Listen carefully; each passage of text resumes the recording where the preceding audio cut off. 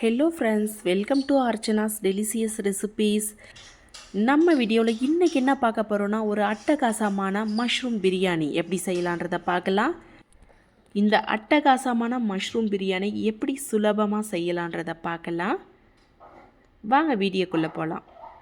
நம்ம இன்றைக்கி இந்த மஷ்ரூம் பிரியாணியை குக்கரில் தான் செய்ய போகிறோம்.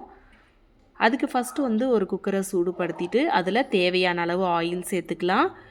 ஆயில் சூடானதுக்கப்புறம் ஒரு பிரிஞ்சி இலை, 4 கிராம்பு, கொஞ்சமாக கல்பாசி, ஒரு நட்சத்திர சோம்பு, அதுக்கப்புறம் ஒரு அன்னாச்சி மொக்கு, 2 ஏலக்காய், 1/4 டீஸ்பூன் அளவு சோம்பு, இது எல்லாத்தையும் ஒரு பிளேட்டில் எடுத்து வச்சுருக்கோம். இதை நம்ம எண்ணெயில் சேர்த்துக்கலாம். இப்போது நம்ம சேர்த்துருந்த ஸ்பைசஸ் எல்லாமே எண்ணெயில் பொரிஞ்சு வந்துருச்சு. இந்த ஸ்டேஜில் நம்ம ஒரு வெங்காயத்தை நீலவாக்கில் கட் பண்ணி எடுத்து வச்சுருந்தோம், அதை சேர்த்துக்கலாம். கூடவே 2 பச்சை மிளகாயும் நீலவாக்கில் கட் பண்ணி எடுத்து வச்சுருந்தோம், அதையும் சேர்த்துக்கலாம். சேர்த்துட்டு வெங்காயம் நல்லா கண்ணாடி பதம் வர அளவுக்கு நல்லா வதக்கி விட்டுருங்க.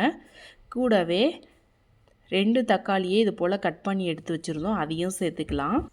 சேர்த்துட்டு தக்காளி நல்லா மசிஞ்சு வரணும், அந்த அளவுக்கு ஃப்ரை பண்ணதுக்கப்புறமா 2 டேபிள் ஸ்பூன் அளவு இஞ்சி பூண்டு விழுது சேர்த்துக்கலாம். இஞ்சி பூண்டோட பச்சை வாசனை போகிற அளவுக்கு நல்லா வதக்கி விட்டுருங்க.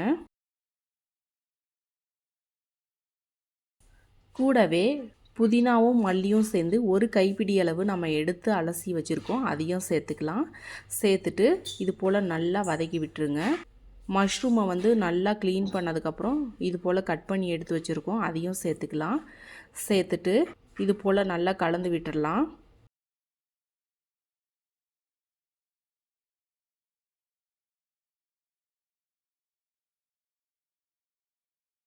கூடவே 2 டேபிள் ஸ்பூன் அளவு உப்பு சேர்த்துக்கலாம்.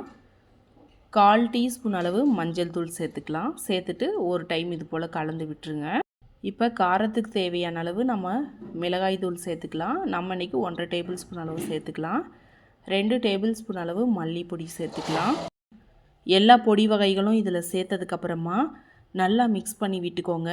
கூடவே ஒரு அரை லெமனோட ஜூஸை இது போல் புழிஞ்சி விட்டுக்கலாம். அப்போ தான் அந்த புளிப்போட சுவையும் சேர்ந்து நல்லா ஜூஸியாக இருக்கும். இப்போ ஒரு நிமிஷத்துக்கு இதை மூடி வச்சு இந்த காளானை வேக வச்சுக்கலாம். காளான் நல்லா வெந்து வந்துருச்சு.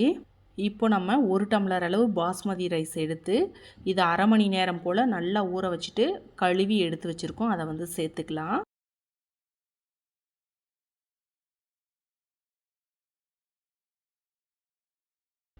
சேர்த்து விட்டதுக்கப்புறம் இந்த மசாலா கூட நல்லா இந்த ரைஸை கலந்து விட்டுறலாம். விட்டுட்டு இந்த டம்ளரில் 1 டம்ளர் அளவு அரிசி எடுத்துக்கிட்டோம், அதுக்கு 1.25 டம்ளர் அளவு தண்ணி சேர்த்துக்கலாம். சேர்த்துட்டு இது போல் நல்லா கலந்து விட்டுட்டு உப்பு காரம் எல்லாமே நீங்கள் சரி பார்த்துக்கோங்க. சரி பார்த்துட்டு இப்போ நம்ம குக்கரை மூடி குக்கரில் பெல்ட்டும் போடக்கூடாது, மேலே விசிலும் போடக்கூடாது. அப்படியே மூடி இதை லோ ஃப்ளேமில் ஒரு 10லேருந்து ஒரு 15 நிமிஷம் போல் லோ ஃப்ளேமில் வச்சுருங்க. இப்போ நம்ம குக்கரை ஓப்பன் பண்ணி பார்க்கலாம். பாருங்கள், நம்மளோட மஷ்ரூம் பிரியாணி எல்லாமே அட்டகாசமாக வந்திருக்கு. ரைஸ் எல்லாமே நல்லா வெந்து வந்திருக்கு. டேஸ்ட்டும் ரொம்ப ரொம்ப சூப்பராக இருந்துச்சு. நீங்களும் ஒரு டைம் இந்த ரெசிபியை ட்ரை பண்ணுங்கள். ட்ரை பண்ணிவிட்டு எப்படி வந்துச்சுன்னு மறக்காமல் உங்களோட ஃபீட்பேக் என் கூட ஷேர் பண்ணுங்கள். இந்த வீடியோ உங்களுக்கு பிடிச்சிருந்தா லைக் பண்ணுங்கள், சப்ஸ்கிரைப் பண்ணுங்கள், ஷேர் பண்ணுங்கள்.